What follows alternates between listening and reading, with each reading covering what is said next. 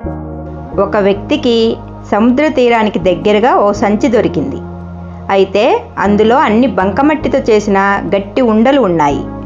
ఆ సంచిని తీసుకొని సముద్ర తీరం వెంబడి నడవడం మొదలుపెట్టాడు.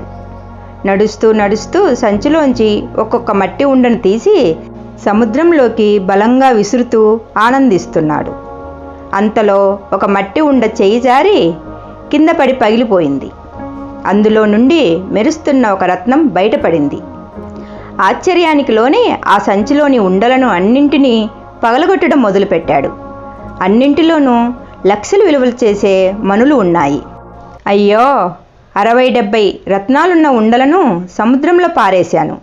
అవన్నీ ఉంటే కోటీశ్వరుని అయ్యేవాడిని కదా అని బాధపడ్డాడు. మనం కూడా దాదాపు అలాగే ప్రవర్తిస్తాం. కేవలం బయటకు కనిపించే మట్టిపూతనే చూస్తాం. కానీ ఎదుటివారిలోనూ మనలోనూ దాగి ఉన్న నిధిని చూసే ప్రయత్నం చెయ్యం.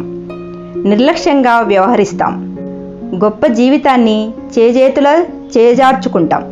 ప్రతి ఒక్కరిలోనూ మనలో కూడా ఏదో ఒక నిధి అనే ప్రతిభ ఉంటుంది. కొంచెం సమయం వెచ్చించి చూస్తే ఆ ప్రతిభ అనే ప్రకాశవంతమైన మణి అద్భుతమైన జీవితాన్ని ప్రసాదిస్తుంది.